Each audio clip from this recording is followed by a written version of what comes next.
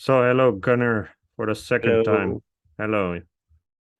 So I invited you another time because there was a lot left to talk about, Yeah, thank you. and I'm very pleased to have you on again. And yes, I'm very curious about hearing the rest of your story.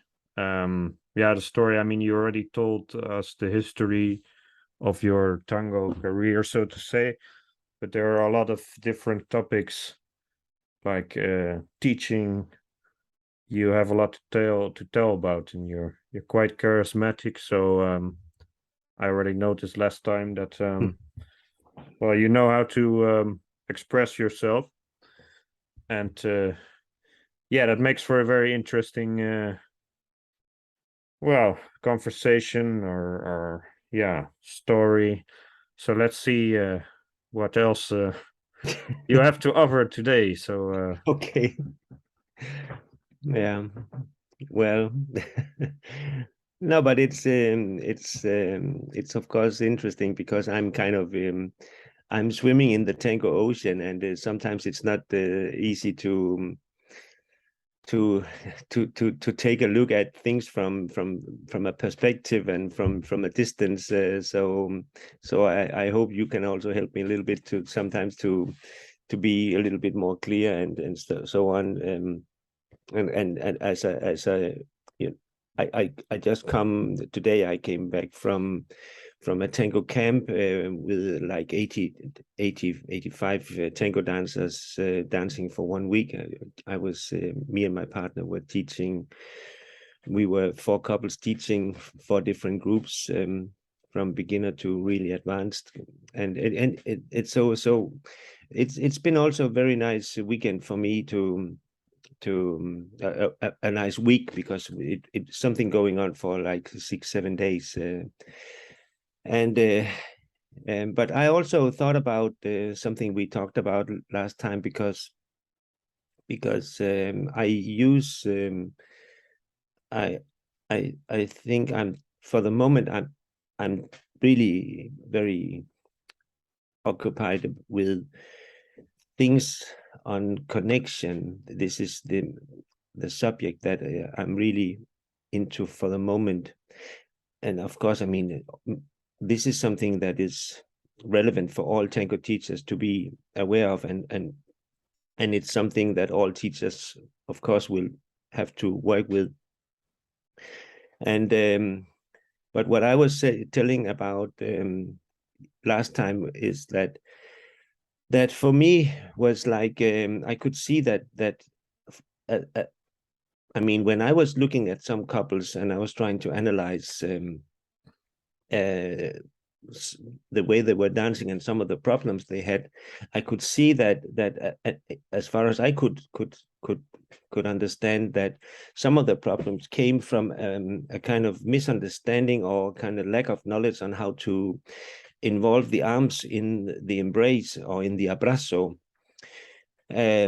so that and then I heard that it was like there was a kind of mantra, or there was a kind of saying that the teachers, tango teachers, used to say that you don't lead with the arms, and it made me think a little bit about what what is actually what is it actually with the arms and the abrazo, and I mean, for me, it's really important that you try to understand how the body and the arms are one big receptor, and it's also one thing, one. Yeah, I don't know exactly what to think, but you need to bring the arms into play and understand how you use the arms in connection to the body. This is probably something that all teachers would say, but in some situations the arms have to be they have to they have to actually do movements independently, more or less independently of the body, to especially to create pivots for the follower. And And I feel that that now I'm getting, it's been more and more clear for me also how to tell the followers how to use the arms. And this is probably one of the most interesting things for me right now, is that talking about not to lead with the arms is something that there you actually talk to the leaders, that you say you don't lead with the arms. And this is interesting, of course, because then you say, okay, you're not you have to use your body, you have to use your torso to lead, but you don't say so much to the followers about how to use the arms and how to connect and how to create the abrazo, how to create a good frame and so on. Uh, so really, the leaders are in some way a little bit lost in understanding, because understanding how to use the arms. But it's not only the leaders, it's also the followers who are really left with no knowledge about how do you actually help how do you help the leader to be a good leader using your arms to kind of create the abrazo. And the more I kind of understand how, which where the followers have to put the arms to create a good frame, the more I understand how important it is actually, not only for the leaders but also for the followers to get more knowledge specifically about using the arms. So this has been this is where I am right now in this process of teaching, trying to develop a new kind of understanding of the embrace, the abrazo. But is that something, what you say about the followers, that you something you realized during this tango camp? No, well, Or it's been kind of, it's something knowledge that I have kind of, I mean, the thing is that my the way I work with the tango is that it's never really kind of I try to develop it all the time. I try to reflect on my own teaching, and I try to understand how I try to get a better understanding on this tango thing all the time. And so it's just something coming little by little also, that's and then suddenly you can see, okay, now it's clear for me that this is a really important subject for the followers also. So it's not really coming just like a big eureka experience, but it's something coming little by little, and then it yeah, that's it.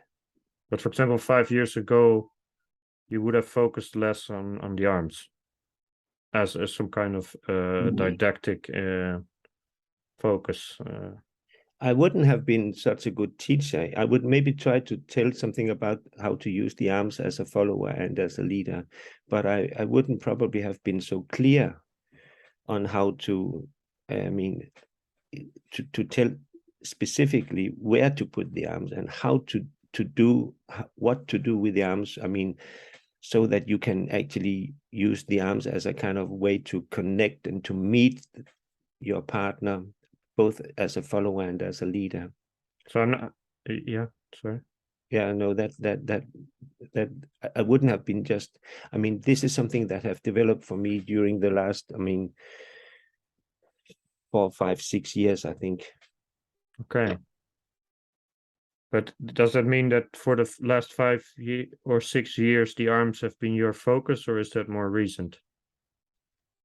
It's not, I mean, I focus on everything, but it's just that I am very happy that that some people, quite a lot of people comes to me and say to me after the workshops that me and my partner are giving, that they say thank you very much, and it really gave me a new understanding on how to do the embrace, and mostly most of these people are the followers who come and say that Okay. was a new understanding for me, and I feel much more secure, and I feel my partner much more now, and so on. And it's very nice for me to hear these comments on these ideas.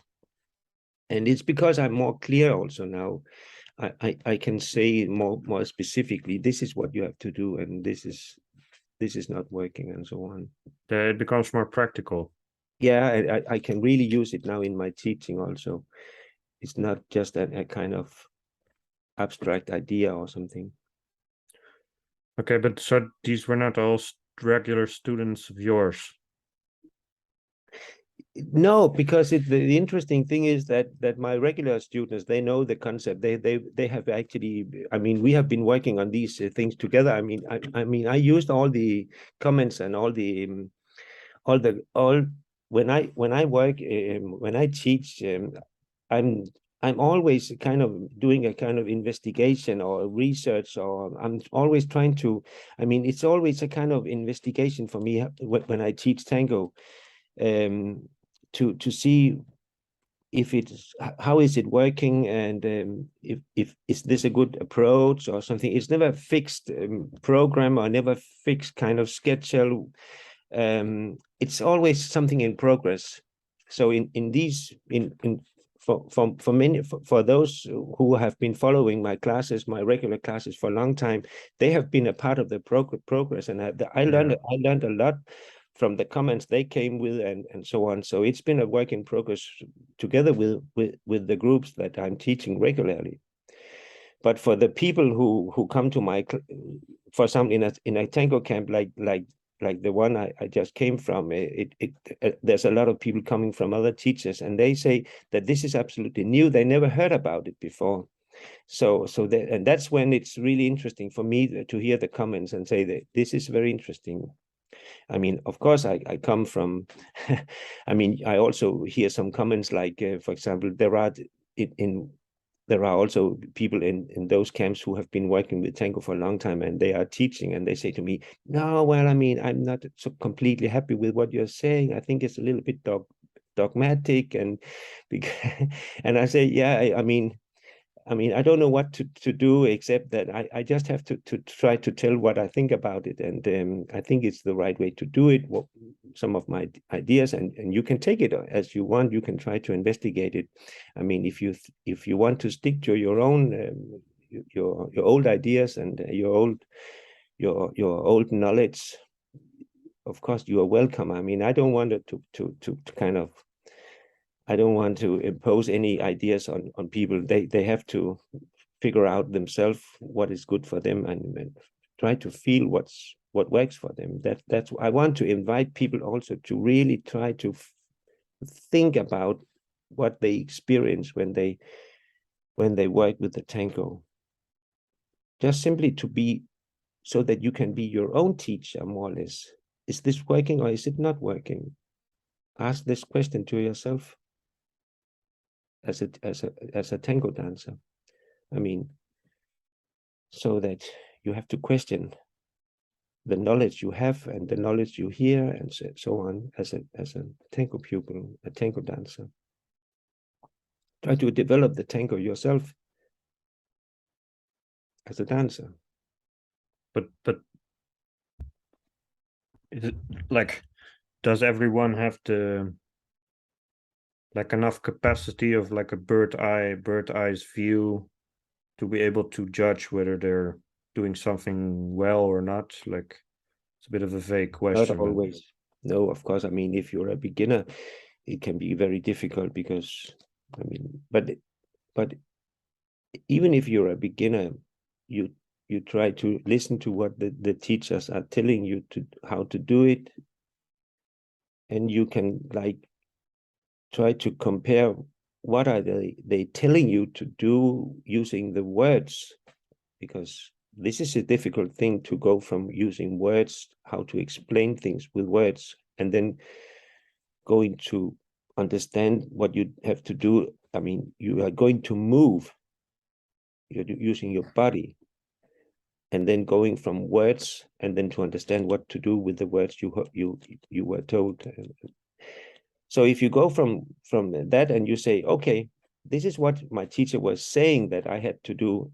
So what are they doing themselves when they start moving? Is it the same they're telling me to do that they are doing themselves. I think this is very easy for a beginner also to try to reflect on, is it actually the same they are doing as they want me to do when they say what I have to do, using the words to explain it? This is very difficult for any teacher to use words to explain a movement. So they have to say, what words, what am I hearing and what am I seeing? This is what every tango dancer can do, I think. So they have to reflect on these two things. Then there's another thing. They have to also look at their teachers when they are making a performance and when they are dancing in a milonga. Because sometimes the way they teach, the way the teachers are teaching what they are saying in the classes, the technique they offer you and that they kind of recommend you to use and so on, is it actually what you see when they are actually dancing in a milonga? And this is very interesting sometimes because, for example, you can see teachers, they're telling you that you slide on the floor or you go with the toe, and then when you see them in a milonga, they don't slide or they walk on the heel, for example. So that's say, why do you walk on the heel dancing in a milonga, and when you are teaching me to walk, you are telling me to go with the front, the forefoot. So you say, okay, just using your senses as a tango dancer, what is your teacher saying? What are they doing in the classes, and how are they dancing in the milongas or in a show, for example? It could also be a show, but it's different. It's very two different things, that doing tango shows and dancing in a milonga, of course. Very interesting to look at your tango teachers when they're really dancing and not just in a class. So it's not because you need to be critical. You just have to reflect on what you see and what you hear. Yeah, so considering that everyone has different opinions about certain things, so there might be things they all agree with, but there are also many things they don't agree with.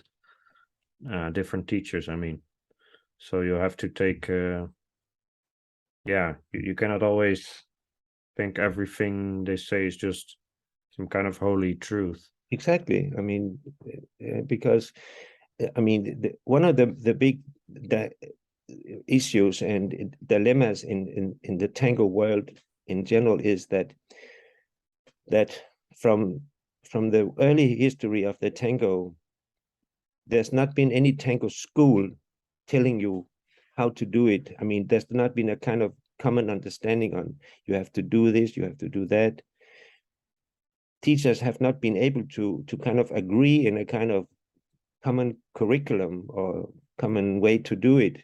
So you really have to, the tango dancers who come to take classes, they meet different opinions, different ways to teach and so on when they go to from one teacher to another. And it's really interesting in some way, but also a big frustration for many dancers. They say, oh, this teacher is telling me to do this, and the other couple I went to, they said I had to do it in another way. I mean, this is really a big challenge for some.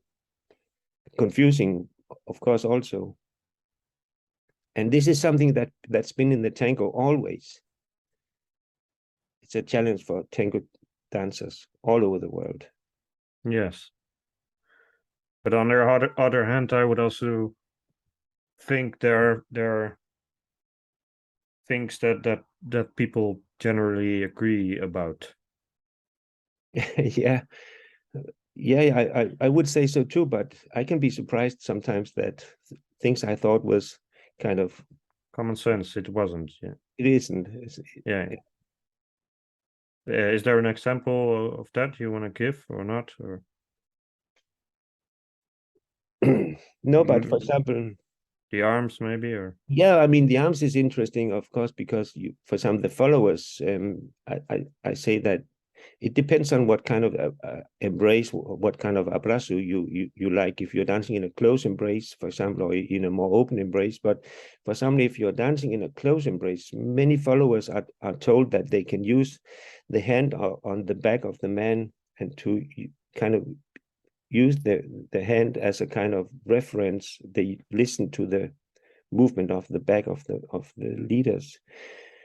And you can go to other teachers, they're saying that the hand of the woman have to be very soft, and they cannot use the hand, they cannot use the back of the leader as a reference for understanding where to move and so on.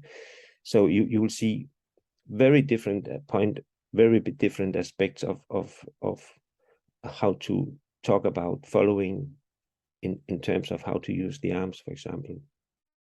And this is may not be a very good example on things that you are agreeing on, but even doing the basic pattern, the basic 8 steps, for example, in how to do the cross, is not something that people can agree on.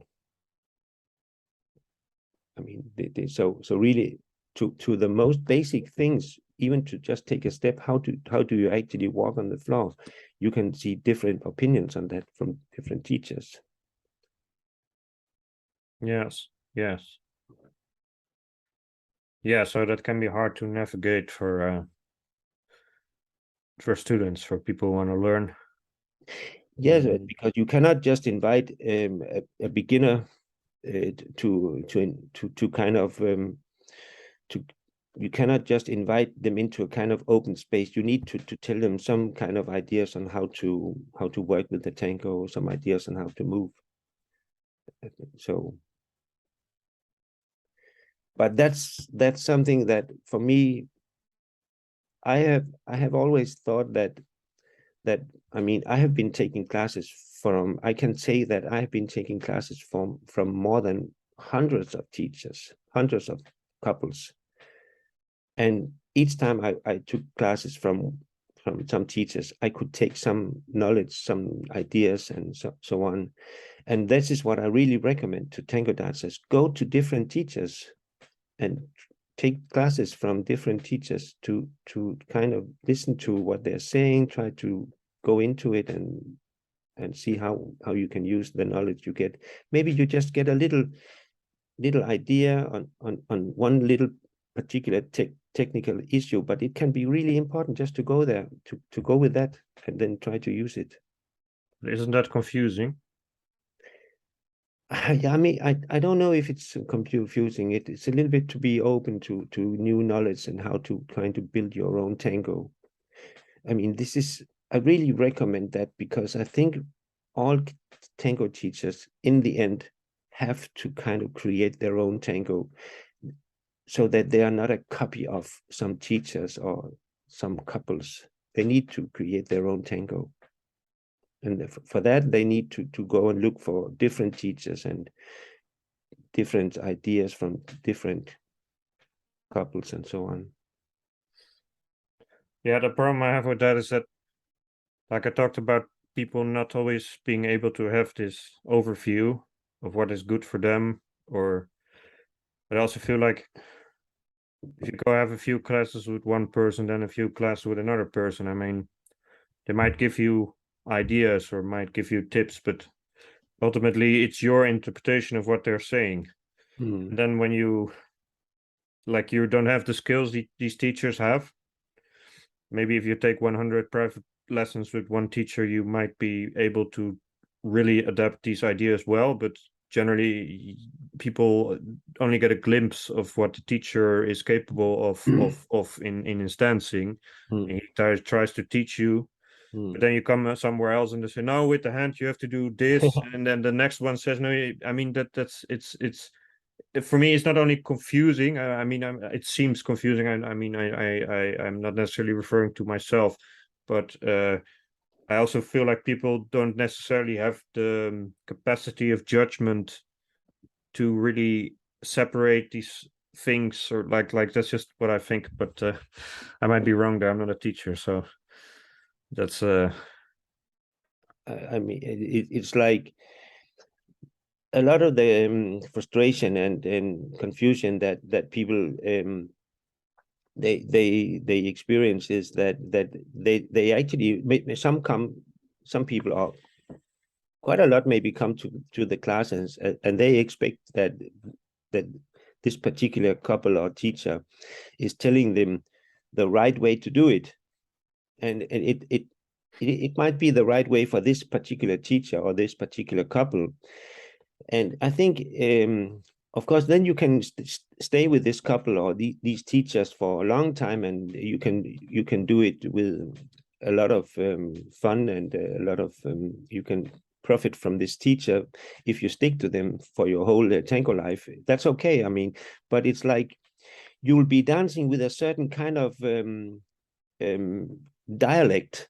I mean, that will make it a little bit difficult to kind of communicate and to connect to people, to other dancers from other schools and so on. So I think that to be able to really go into to really go and dance with all kind of all tango dancers, you need to kind of to try to learn how to learn from different teachers. I think it's really important that you do it. I mean, not all tango teachers like this attitude, because then and they don't like to say it to the students, because then they are actually saying to them that one day I have to leave you because you have to go to another teacher. This is the way you have to learn. I mean, I have to leave you. I don't want to see you after 2 or 3 years, because then I hope you're going to another teacher to learn something more. I mean, there's not a lot of teachers who would like to say this to their students. I mean, it's not in their commercial interest. No, so why should they say it? I mean, but it will be in the benefit of the tango teachers, or it will be the benefit of the tango dancers if they had this open attitude to the learning process. So I mean, yeah, this is something kind of interesting.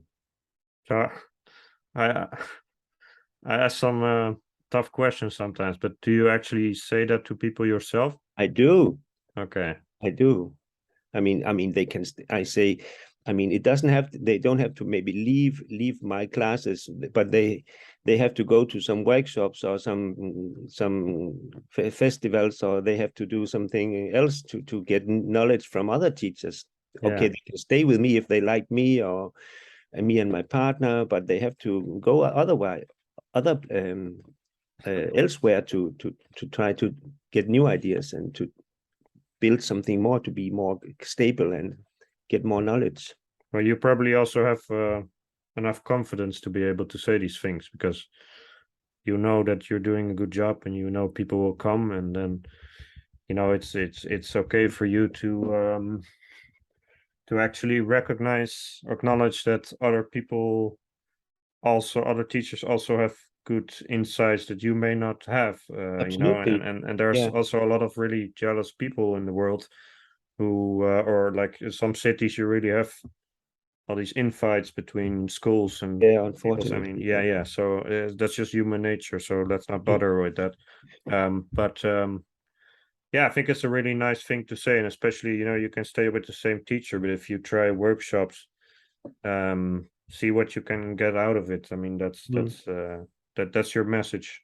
But the thing is that also, if you're a teacher and you can say something to your students, you can say it many times that and then you go, then these your students, they go to some workshops with another teacher, and then they come to you and they say that, yeah, that was very interesting for us, because this couple told us that we have to turn in this particular way when we are doing these steps. And you hear them, they say, oh, I think I've been telling you this maybe 10 or 12 times. So there can be a kind of that, when you it's some kind of blindness for your for the people coming to your class, and so they don't hear what you're actually saying. Then they go to another teacher, and then they suddenly hear the same thing that you were saying. So when you go and listen to, when you go and hear something from different perspectives, some different teachers, they use some other words, then suddenly you understand what they are talking about. You might have been saying this to them many times, but they didn't get it. So also to try to other teachers, they will push you in some other directions, and so that suddenly you get some insight, you understand what they are talking about. And I mean, I need to be like, I have to think about, how did I develop my own dance? I went to different kind of teachers, so why shouldn't I recommend it to other people? I mean, I want people to be good dancers. This is my goal, my goal and my aim in the tango. But let's say if they went to a teacher who really focuses more on milonguero style, just an example, like they might get some really strong, I don't know, but they might get some insights that may clash with some of the things you say. So, but how do they like how can these things coexist? No, but I mean, you can also have people who have been attending my classes for quite a long time, and then they suddenly they meet maybe some teachers from Buenos Aires. They go to Argentina, or then they meet a completely different style, and they just they say, and then they just leave my classes maybe. If this is a completely different style, it could be like Tango Nuevo. They really like to go into some kind of more open embrace or something different from my own preference of teaching and so on. And I just say, go there if you think it's nice and you like it and so on. I mean, it's just about feeling good and to have fun. And if this is the way you think that this is the way you want to dance the tango, really that's the way you have to go.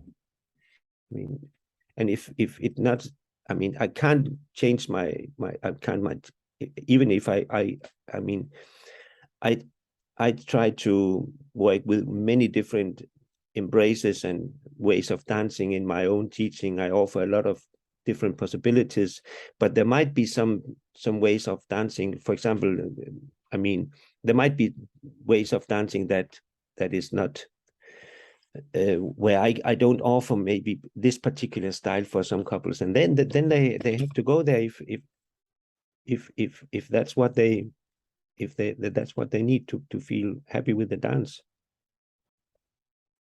And I'm happy to see it. I'm happy to see when they are happy elsewhere. So they graduate and then this is what is important for me. But they like graduate and then they find something else they need. Yeah, after getting what they needed before with you, or maybe they did that with someone else and they come to you and then they learn new things. So it's like their development. Yeah, and I meet them. Then I meet them at some milongas or festivals, and I'm always having a good time with these people, and I'm happy to see that they're there and having good fun and so on. It's for me, it's very nice.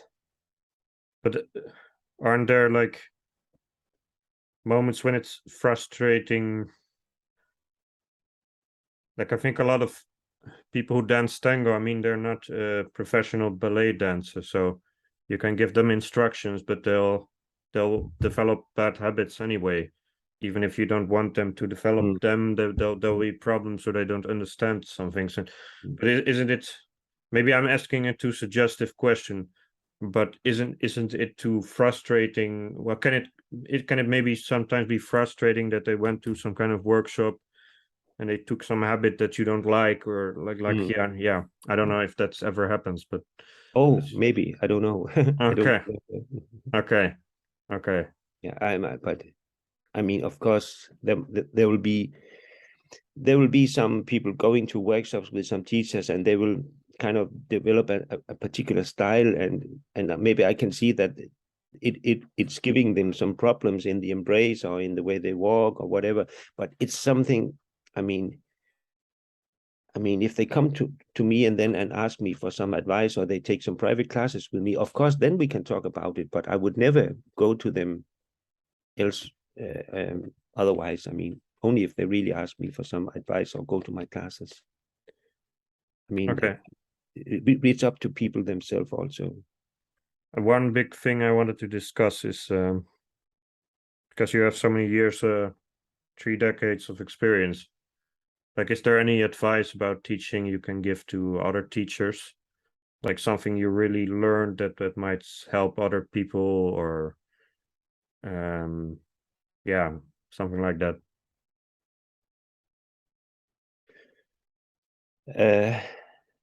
I think some of my advice would be in what we have just been talking about, to be really open, but I mean, it's also about teaching attitude, and for me, like I said, my approach to tango is a very investigating approach, more like a kind of research, to find a kind of true tango in some way. I mean, to find the best movement at all. I mean, this is a search. You will never be able to you'll never accomplish this. It's like the Holy Grail. Yeah, you'll never go there. You'll never find it. Okay. But this is my aim always, to develop it and see what can be better, and also in my teaching, to understand things much better always. I never fix to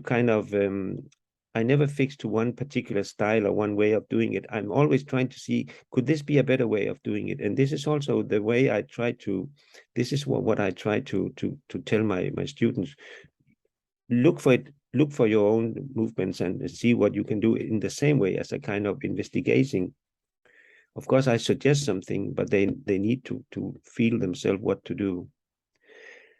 But I mean, you have always like simple things that, I mean, it should be obvious that you need to be friendly and communicative, and you have to be take good care of your students, and to create a good environment, and to say hello to and say goodbye when they go, and so on. I mean, these are kind of obvious things. I mean, and never to be mad on your teachers, whatever they do, and so on. I mean, but of course you can find teachers who don't really understand it. I don't know, but I mean, from a pedagogical point of view, of course, what is interesting is that in the pedagogic of tango and the didactics and so on, the old teachers from the 80s, they were really, they were not good teachers in some way. They were not trained teachers. They didn't have any experience from teaching from other places. I mean, you had like Todaro, he was a Mauer. I mean, he was building houses, and you had all these other old guys. They had a job, but they were not really teachers. And then little by little, during the 90s and so on, you find teachers who get more knowledge about how to have a good teaching methods and so on. But it's not been something that's been, I mean, as I said, that there's not a really common understanding on how to teach and how to use didactics and so on. So I think you can say that in general, in the tango community all over the world, this is a subject that the teachers, they should be much more they should focus a lot on.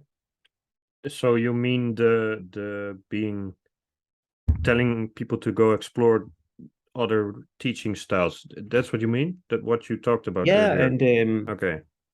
and sorry, but for example, I think maybe I'm a little bit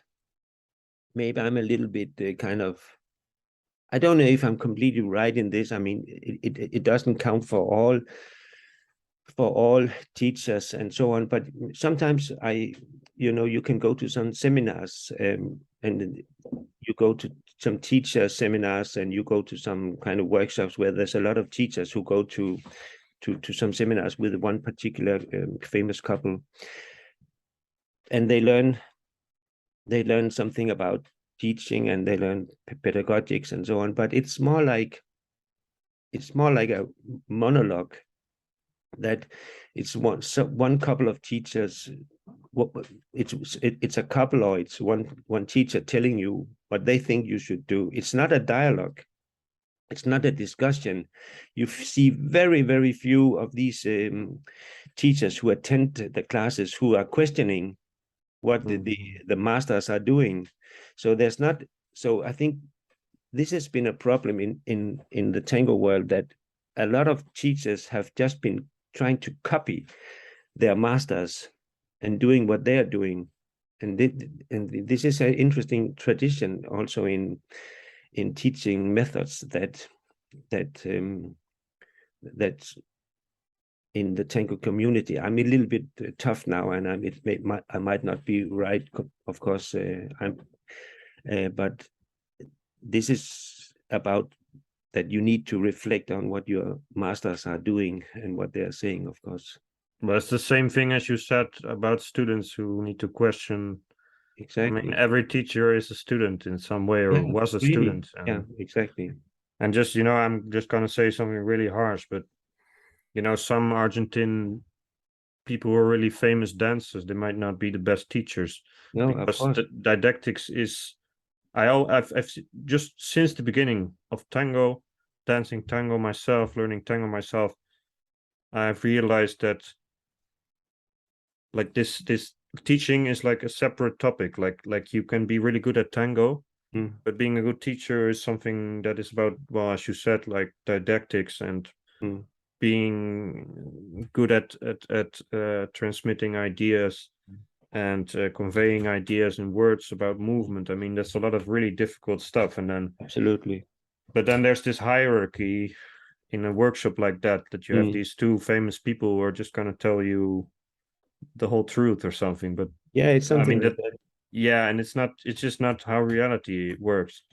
No, but it's like, that I also would like that you could go to your masters and you could say, in my opinion, I think it should be a little bit like this, or I mean, I think it works better if you do something like that.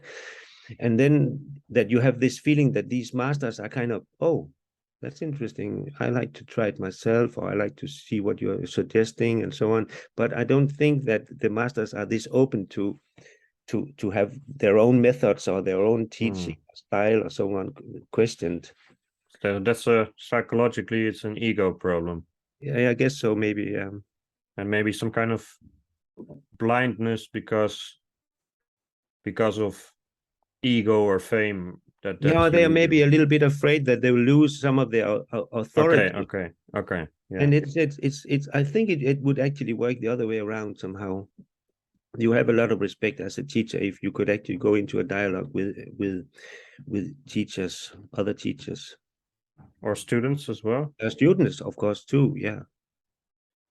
But isn't that just something that also happens in teaching, that you get some people in a class who might be a bit too rebellious, or they might be a bit too stubborn, or they think they know everything? And I mean, that's the other extreme maybe of this, but yeah, I feel like that might be difficult to handle sometimes. Yeah, but I mean, it might be difficult, but if it's the way you go, you have to go. You just need to understand how to handle this. I mean, just because it's difficult, it's maybe it's just simply you don't have to avoid it. Yeah. Well, what I really like about your philosophy is that you're still constantly evolving, even though you have been doing this for 30 years. But really, it's something I've been thinking about myself, because teaching for so many years, and being in the tango community and the world for so many years. I mean, I enjoy every day I'm in the tango, because I think it's this searching, looking for something. I don't know what it is, but I'm looking. It makes me constantly curious about it, what it is. I would say that's a really good sign, because you can also become complacent if you've been doing something for a long time, and some people are really strongly, I mean, I'm not necessarily referring to any people in tango, but just in general in life, that some people become very stubborn and very passive and very because of their they have this idea, yeah, I have this experience, and now, you know, I don't have to question myself because I know everything. And that's not what they're probably going to say in public.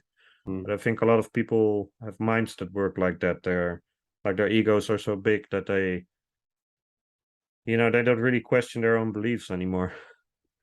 So yeah, I like that you are humble in that sense, that you know that this is some kind of search that has been going on for very long, but it will also continue for the rest of your life, probably. Well, I hope Uh, so. I really hope that people who are listening to this interview, that they will also kind of agree that it is actually my way of working with it. So it's not just the words, something that I'm saying just to be kind of sound a little bit kind of clever, but that it is actually the way I am working in reality. Because I think, I mean, we have a situation right now where there's, because of the pandemic, all over the world, I mean, which have been a really knockout for the tango communities and teachers, and we have to kind of work a lot now to give the tango a comeback and to revitalize the communities all over the world. So so it's a situation where you also have to kind of rethink some of the ways you were doing it, like, for example, how to organize a milonga and how to attract people into the tango world and so on. I mean, there are also always new situations where you have to think, is there another way, or is there something I have to do in another way now than what I did before? yeah, constantly adapting. Yeah. Now, maybe the question, like if you look at the people you've taught and some other people you've seen from other teachers who are good dancers, like what do you think makes someone a really good dancer? Um, you know, if you don't like the question, I can also ask another one, but um, it feels like you want, you know, every dancer to some extent is a project for a teacher. Yeah, And yeah. some people have more potential than others. I mean, that's just the way it is. Absolutely, yeah. But what is a good result? What is yeah. Well, in a sense, any result that has shown improvement is a good result. But is there something that makes someone a really good dancer? Or yeah. And again, I'm not a teacher, so I don't know. I cannot look inside the head of teachers. So but yeah. Well, I don't exactly, because it's so, I mean, some people who they have maybe knowledge from other areas, like people come from they have been dancing something else before they start dancing tango, or they've been doing some physical activity. So they have kind of physical knowledge about how to move and how to learn to dance tango. So they will maybe learn things faster. But I think that one way to be a good tango dancer is that you go. The thing is that, I mean, I think if you go if you want to dance the Argentine tango, and you talk to some, you have been talking to some friends, or you've been seeing tango, and you want to go there and you want to dance magical, for example. I want to dance magical. This is my goal. And you want to dance with a kind of feeling of some, this kind of very sensitive, or like a kind of, you have this magic movement feeling of something that is beyond the physical somehow, something more like spiritual experience when you dance. So you're going there because you want some kind of spiritual experience when you're dancing. If you go there with this kind of aim, and you then you will be kind of disappointed and you'll not be, I think you have to go there. You have to, those people who really want to learn the technique from basic point of view, really say this, I learned, and those who are going into the basic technique and learn all aspects of technique in turnings and walking and so on, they will experience in the end some kind of magic and some kind of out of body experience or whatever, I mean, spiritual, just for a glimpse maybe. But you can't go there, with it, with this attitude and with this goal from the beginning. Then you'll be disappointed, because it takes a lot of work from working with technique, how to connect and so on, before you get into this good feeling of this very particular feeling of that the tango really offers you as a dancer. So I don't know if it was a really clever answer of your question, but I mean, you were asking me something about how you become a good dancer, I think. Yeah. But you would say like you have to focus on these basics and on technique and Yeah, because this is the way to get some magic moments in the dance. okay.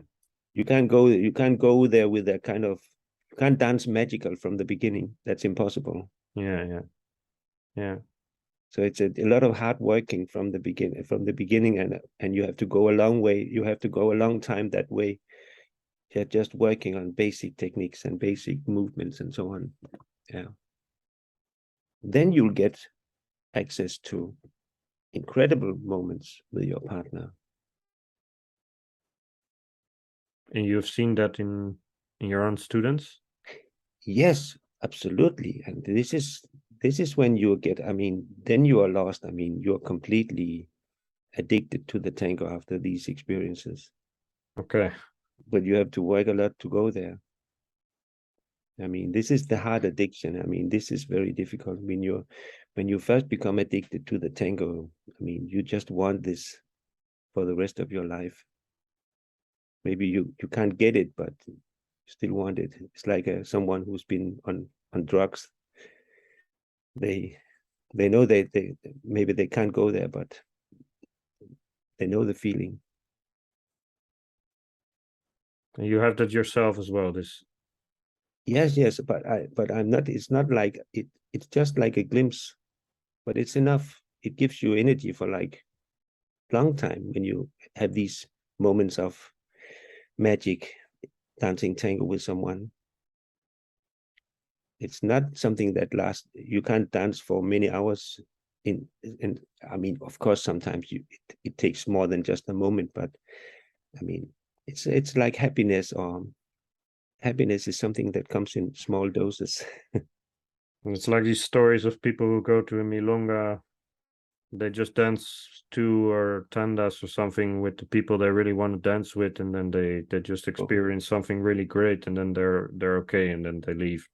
Yeah, they can, yeah, or they leave sometimes. I mean, of course, this happens. I mean, and that you have one great dance, and you go with what's you stay after the tanda with such a wonderful feeling that you say, I don't want to dance with anybody from now the rest of the night, so I go home now to stay with this wonderful feeling that I just finished this tanda with.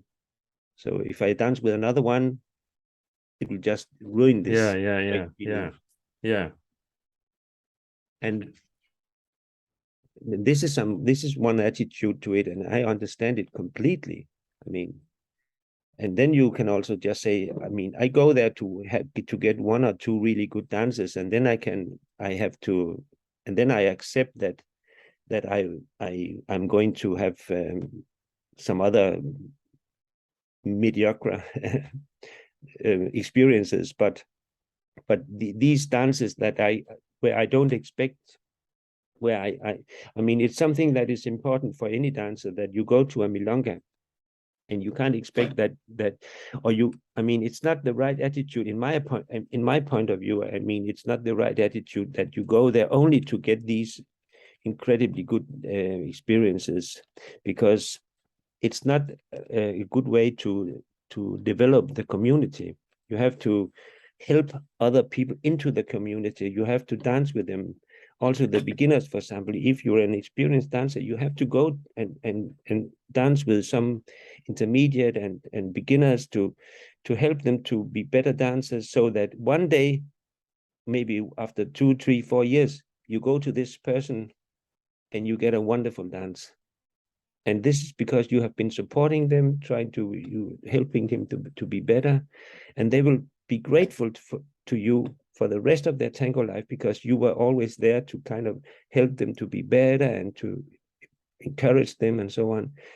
But if you only go there for having these wonderful magic moments with 1 or 2 dancers, I mean, you're not really supportive for the community. Well, that brings me to something very important I wanted to discuss today, because last time you were talking about the difference between local normal milongas and, for example, these closed events such as encuentros or marathons. Yeah, as a teacher, it's really interesting, because for you, milonga is not just a milonga, but it's also your students probably who come there. And yeah, some people don't always feel welcome in milongas, and you are also an organizer, so you probably have a lot of ideas about this. So can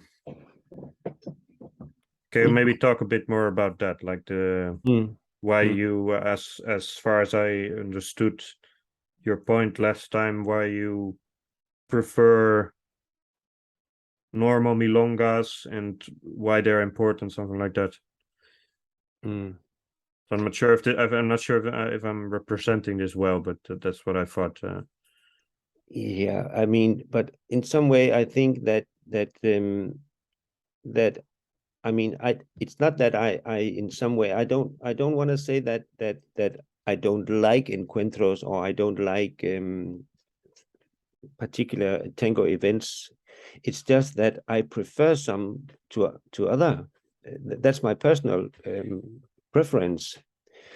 But for example, organizing an encuentro, I have a very good I really understand that the organizers, they have to be careful, for example, of the amount of followers and leaders into some event, and that maybe because of the venue, they can't keep it completely open, because there's not enough room in this particular room where the encuentro is, where the event is actually taking place.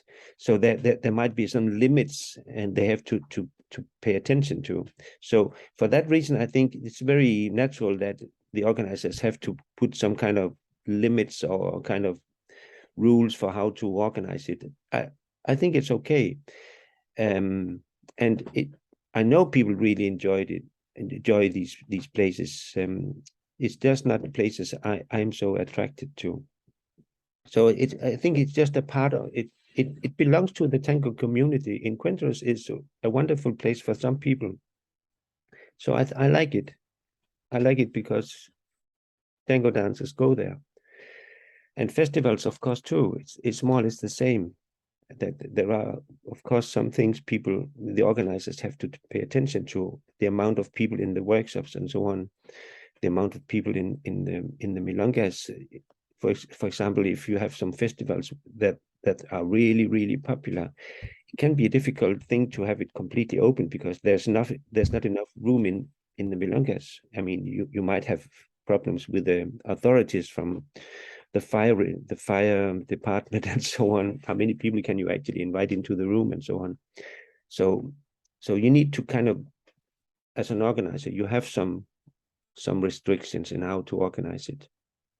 But organizing just a regular milonga that's open for everybody, and you come, I mean, you don't buy tickets in advance and so on. It's a very nice thing, actually. It's completely open, and there's some charming thing about such an event, that you can come alone and you can just decide in the last moment that you want to go. It's very nice. And for these places, I mean, all tango communities,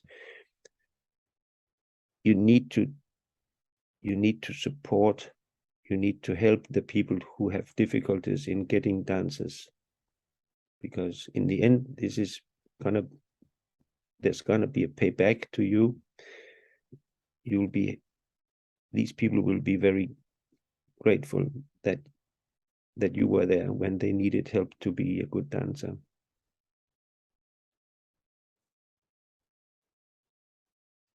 I don't know if this if what I said here came in a direction that you had expected.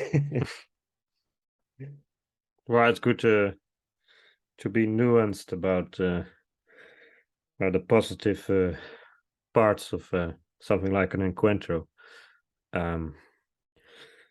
But yeah, it can be a bit more exclusionary in nature, and whether that's good or not, I mean, that's just a matter of preference. But yeah, it's interesting to know that, well, what you think about how this social dancing in local places, how that can be improved.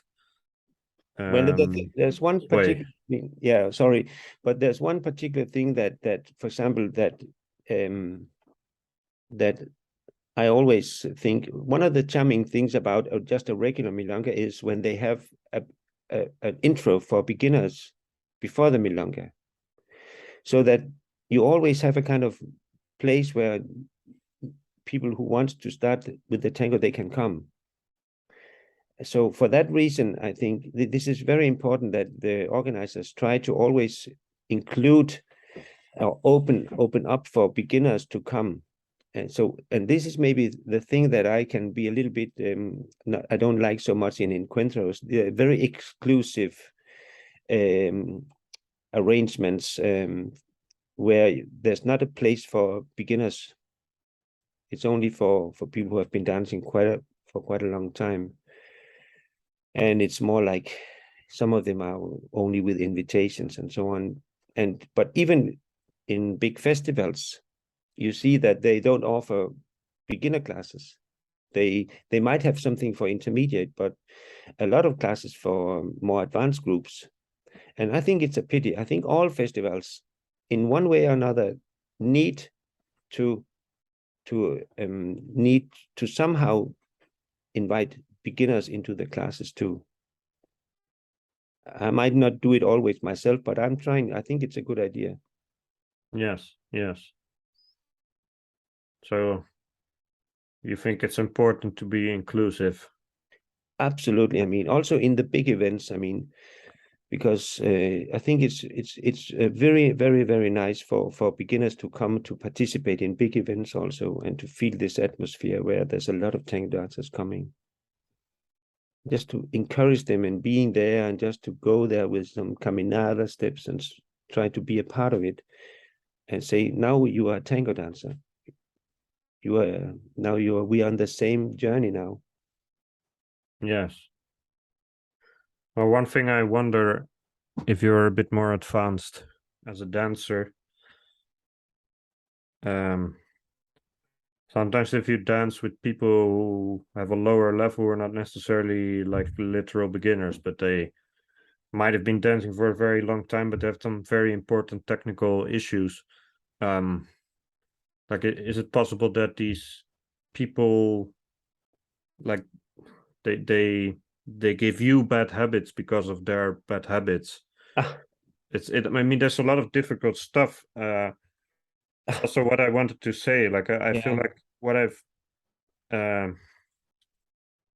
feel like some teachers in some cities, like they do a lot nowadays to try to improve the social dancing, in the sense like the floor craft, and they tell people 1,000 times how important the floor craft is, and they constantly repeat that, but some people just never learn. And then there are also people who go to encuentros because they're frustrated with the dangerous floor, or the floor where they at least cannot relax truly, because the people around them are not mindful of space, and that's all things I have personally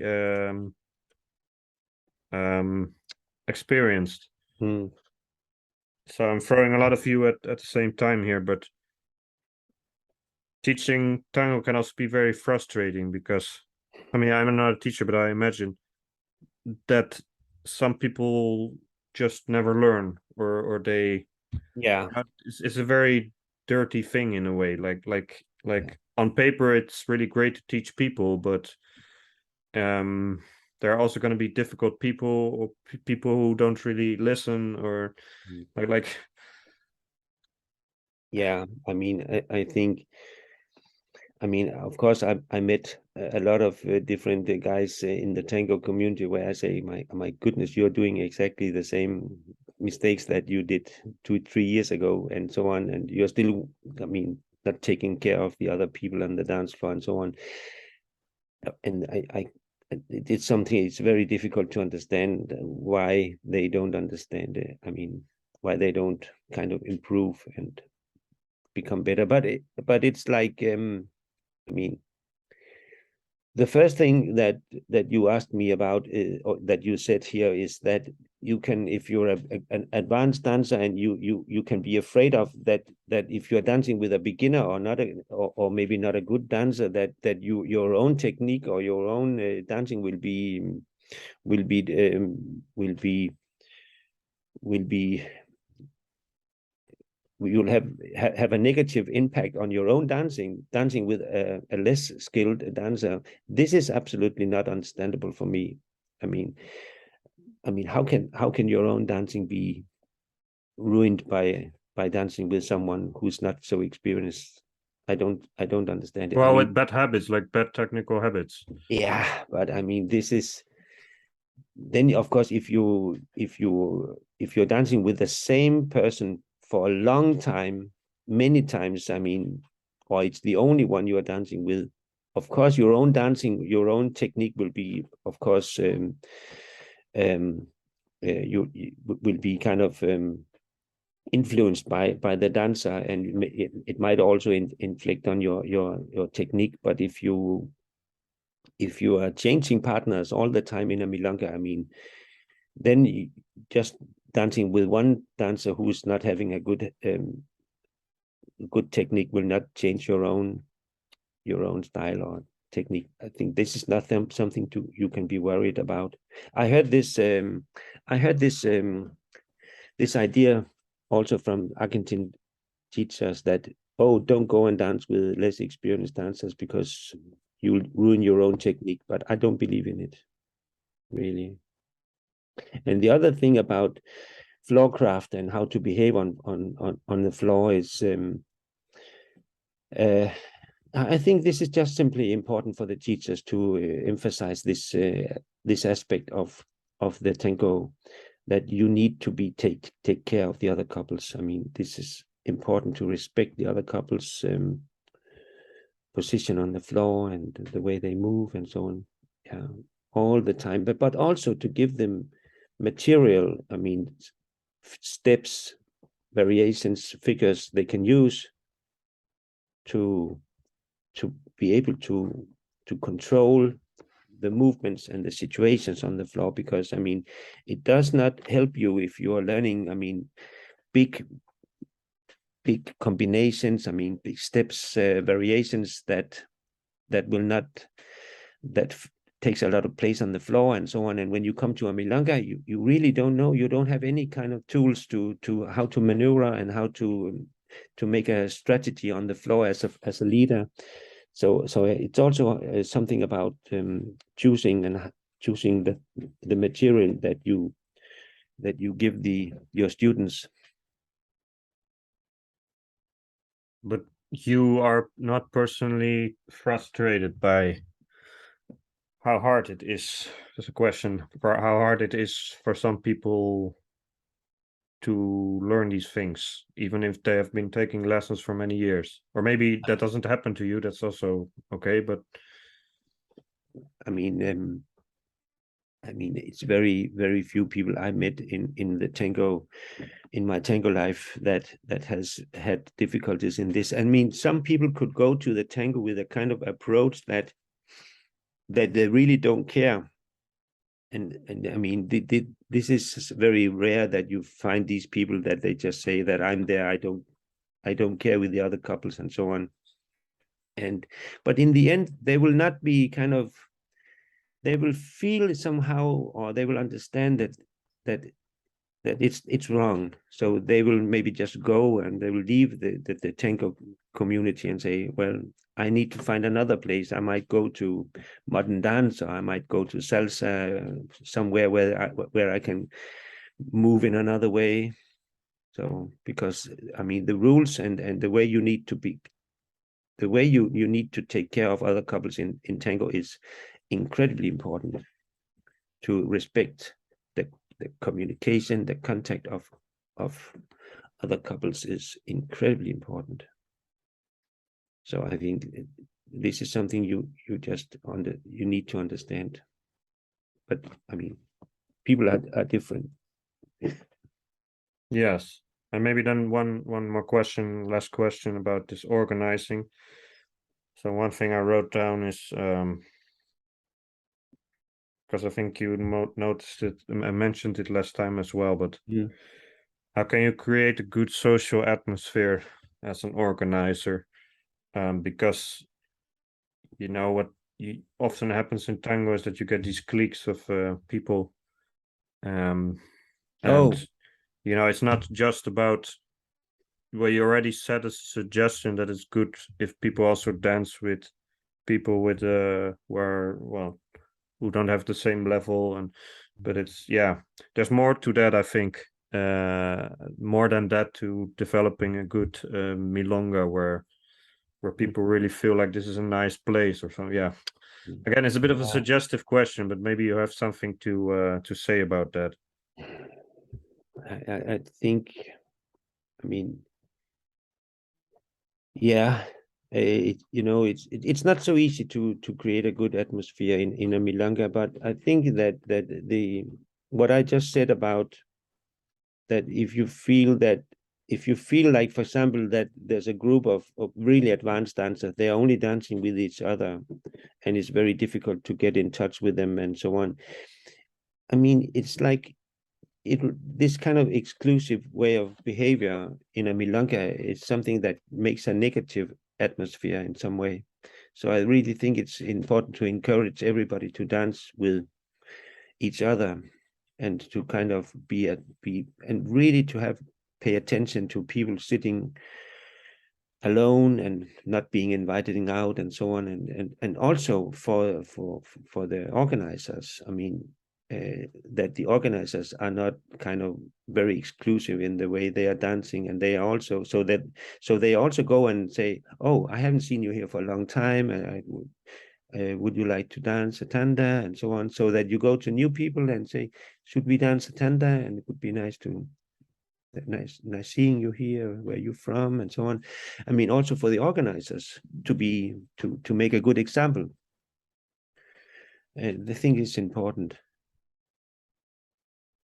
And play nice music, nice music for that is danceable, not try to show that you know some really old stuff with Firpo or something crazy stuff that you just experience from one tango orchestra from Peru or whatever you find. I mean, you need to play really nice music for the dancers. I mean, I want to say I actually like old stuff with Firpo. It's not that, but sometimes you just have to pick the best music that you have for your milongas. Yes, as a DJ. Yeah, it's a social role. Yeah, I mean, something can be really difficult to dance to, and so, and it's not so nice actually. You know, it might be something that makes the milonga popular, like the behavior of the organizer. If people feel like, yeah, this organizer is just here to take my money and then spend his time with his friends. Yeah, I something mean, like that's that. that's not the right attitude. I've seen this recently, like recently when I was DJing, I saw an organizer who was really felt like he was really dancing with all the women, and even though it might not always be super enjoyable for him, he's still, or maybe it is, I don't know, I can't look in inside his head, but um I feel like he's still really being there as an organizer and Mm, saying like you're at my party, and I want you to feel welcome. mm, And then people are more likely to come back if they feel like they are welcome somewhere. And it's just not something that always automatically happens, because in some places you just don't really feel that way mm, if you're not part of the furniture already. mm, Um, mm, some places can be really exclusive, and yeah, it's just human nature, I guess. But something I am noticed that one in Corinthro is that it probably happens everywhere, but that was very clear at that moment. I felt like there was this inside the Encuentro, mm, there was this elite of people who were not only dancing with each other. I mean, to some extent, that's fine. That you want to dance with mm. people you know, you haven't seen them for some time, and you want to Yes, of dance with course. them. Okay, that's all okay. But Yeah. then also in a social sense, it really Mm, feels like they were like this group who really dominates, like we rule this place kind of thing. mm. Yeah, yeah, yeah. I know what you mean. So it's a bit Yeah, sad. It's also yeah. human nature, but The organizers have to be really. I think it's very important for an organizer to be very to pay attention on this subject, because in the end people will not go there actually. Yeah. yeah. But it's good to know that you are aware of these things. So then probably your milonga functions better than some other milongas in the world. Um, Yeah, it's the really. I way hope it to is. go there one day. It's a nice place. La Boca, Yeah. Okay. Milonga La Boca. Okay. Okay.